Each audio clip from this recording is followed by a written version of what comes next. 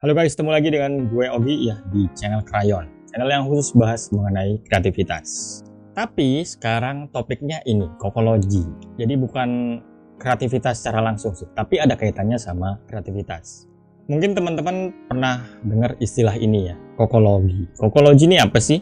Ini sebetulnya teknik uji psikologi yang dibuat oleh profesor dari Jepang Tadahiko Nagao dan Isamu Saito. Jadi dia membuat tes ini supaya berkesan lebih ringan dan lebih mudah dicerna dan enjoy dalam menjalankan tesnya.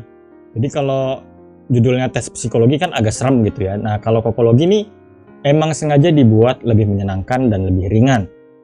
Berasal dari kata kokoro, pikiran atau jiwa, dan ditambah logi dari bahasa Inggris yang artinya ilmu. Jadi kurang lebih secara garis besar artinya adalah ilmu yang berbicara mengenai tentang pikiran dan jiwa. Dasar ilmiahnya, karena mereka ini profesor ya, dasar ilmiahnya tuh ada dari psikologi Freud dan Jung ya. Walaupun mereka agak bertentangan, cuman keduanya ini membahas pikiran bawah sadar ya, atau alam bawah sadar yang ada di dalam diri manusia. Jadi ada pikiran sadar dan pikiran bawah sadar ya. Kalau pikiran sadar tuh kita mau ngapain, mau ngeteh, mau bikin kopi, mau nonton ini, itu semua pikiran sadar. Cuman pikiran bawah sadar tuh kayak memori-memori lama yang tersimpan atau mengendap di dalam diri seorang dan kemudian bisa sangat berperan gitu dalam menentukan keputusan-keputusan kita gitu, keputusan sadar kita terutama ya. Dan biasanya kalau ditekan itu bisa muncul lewat mimpi atau lewat apa gitu ya. Dia pokoknya ini adalah zona batin lah atau zona jiwa yang sulit untuk diteliti secara presisi, tapi ada gitu ya, secara sains ini diakui. Nah yang gue suka dari kokologi adalah dia tuh mainnya kayak pakai simbol-simbol atau gambar, dimana yang gue tahu juga ya dari perspektif sufi, spiritual, itu memang alam bawah sadar kita atau batin kita itu berbicara dalam tanda kutip ya, itu lewat simbol-simbol atau gambar-gambar. Makanya kalau teman-teman mimpi biasanya nggak ada yang baca teks gitu ya, jarang gitu. Mungkin kalau gue pribadi sih nggak pernah ya, ada mimpi gue baca sesuatu tuh nggak pernah. Tapi selalu dari gambaran-gambaran tertentu yang kemudian bisa jadi ada maknanya. Contoh misalnya kalau teman-teman mimpi tentang gigi tanggal ya, itu biasanya ada keluarga dekat atau kerabat dekat tuh yang mau meninggal misalnya. Atau kalau mimpi digigit ular katanya mau dapat rezeki gitu kan. So kalau mimpi banjir, itu juga ngeliat banjir katanya juga ada rezeki. Mungkin teman-teman pernah ngalamin sendiri ya. Nah kayak gitu deh. Jadi alam bawah sadar memang berbicara melalui simbol. Dan ini mirip-mirip sama tarot sih. Kan gue juga belajar tarot ya, suka baca untuk fun reader doang. Kadang mahasiswa gue tuh, gue tarot iseng gitu untuk mencairkan suasana dan jadi akrab lah antara dosen sama mahasiswa. Nah kokologi tuh kayak gini, jadi bicara melalui simbol. Kalau di tarot kan ada pedang ya, ada koin, terus ada apalah tergantung kartunya juga ya. Ada jembatan, ada tengkorak. Nah sebetulnya itu simbol bawah sadar kita. Nah kokologi ini memang awalnya terbit di Jepang ya, dan diminati dan akhirnya diterjemahkan ke bahasa Inggris untuk diterbitkan secara global dengan judul ini, Kokologi: The Game of Self-Discovery. What lies beneath your conscious mind gitu. Dan terkadang alam bawah sadar kita atau pikiran bawah sadar kita karena batin ya, itu nggak otomatis kita jadi tahu gitu secara sadar. Ya namanya juga bawah sadar ya. Nah, kokologi ini bisa menyingkap itu semua. Jadi gue pikir nggak ada salahnya di channel gue ini, gue taruh sejumlah tes kokologi ini. Ya, tapi ini adalah permainan reflektif ya, psikotes ringan dan fun introspection. Buat fun aja gitu loh, bukan buat serius-serius. Jadi nggak bisa dipakai untuk diagnosa psikologis atau keputusan besar dalam hidup. Karena valid atau enggaknya tergantung gitu, subjektif. Ya kadang bisa benar, kadang bisa enggak. Mungkin buat seorang cocok, buat orang lain bisa jadi enggak cocok. Tapi secara ilmiah memang diakui. Tapi sebaiknya kalau untuk kasus-kasus yang lebih besar ya, teman-teman sih harusnya ya menghubungi psikiater gitu atau yang ahli-ahli dalam kasus-kasus yang teman-teman temui. Ya, kalau ini untuk secara garis besar aja. Nah, apa kaitannya sama kreativitas? Kreativitas tuh sebetulnya ini ya, ada pengertian yang gue suka nih dari Rowi ya. Orang kreatif tuh bisa memanfaatkan semaksimal mungkin apa-apa yang ada pada dirinya dan di sekitarnya. Orang kreatif tuh boleh gue bilang harus bisa dia memanfaatkan apa yang ada dirinya. Ya, potensi bakatnya, minat bakatnya, passionnya, apa segala macam. Dan akar dari itu semua adalah kita harus kenal diri kita sendiri, ya kan? Kalau lo nggak kenal diri sendiri, gimana mau mengembangkan gitu? Apa yang mau dikembangkan sementara senjata utamanya aja kita nggak tahu gitu kan? Nah, nanti itu semua dimanfaatkan untuk mencapai hasil yang kita impikan. Ini pengertian yang gue suka. Nah, kokologi ini sebetulnya adalah salah satu cara untuk dikit-dikit ya, spill diri kita tuh seperti apa. Makanya gue pikir nggak ada salahnya gitu, karena udah pernah gue bilang ya, tujuan kreativitas salah satunya itu menjadi pribadi yang otentik gitu, yang unik.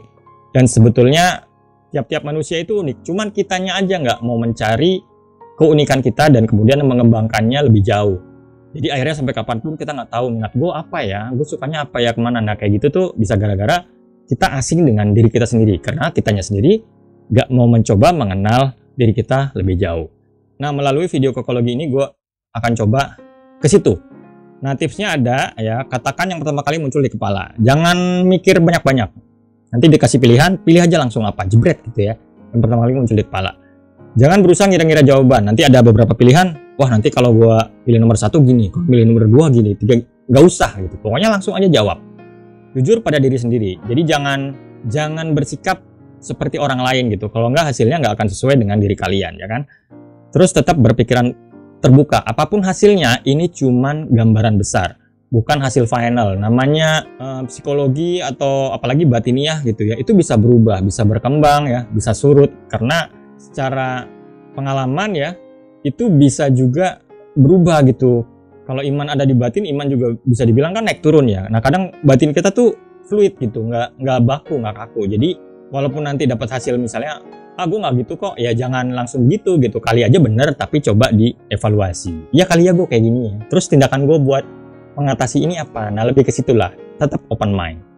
Oke, sekarang kita coba satu tesnya ya, perjalanan di padang gurun. Jadi bayangkan ya teman-teman, memang tesnya gini sih, harus diimajinasikan, salah satu permainan imajinasi, karena kan bicara simbol ya, terus subjektif, jadi masing-masing orang pasti bisa membayangkan secara berbeda, dan itu nggak salah. Jadi bayangin teman-teman ya, ada di sebuah gurun pasir dan sedang menaiki onta. Teman-teman sedang di cuaca yang panas, terus padang pasir tanpa ujung ya, dan posisinya lagi kayak inilah kondisinya. Nah, pertama teman-teman udah kelelahan ya, udah berjalan jauh, terus udah capek gitu ya. Nah, kira-kira kalau si unta ini bisa ngerti apa yang kita omongin, kita akan ngomong apa ke si unta ini? Ngomong apa aja deh gitu. Misalnya, weh tak, ayo dong, bisa kok lo, bisa lebih kuat gitu, misalnya seperti itu gitu ya, apapun lah. Atau ya desperate gitu, gue capek banget unta, udahlah kita udahin aja nih perjalanan gitu ya, misalnya gitu. Itu nomor 1. Terus nomor 2, nah pas saat kita mikir, wah gila nih, aus banget, gue capek, mau mati dah nih, tahu-tahu ada oase. Oase tuh ada tanaman, ada air di situ ya, di padang pasir itu, tahu-tahu ada itu, dan lu bisa minum di situ. Nah pas ke situ ternyata udah ada orang lain sebelum kita gitu. Sebelum kalian tuh ada orang lain. Nah siapakah orang itu? Sebut nama orang yang sudah kalian kenal ya dari masa lalu atau perjalanan hidup kalian. Langsung jawab. Terus yang ketiga, kalian melanjutkan perjalanan dan akhirnya muncul di ujung itu ada sebuah kota gitu.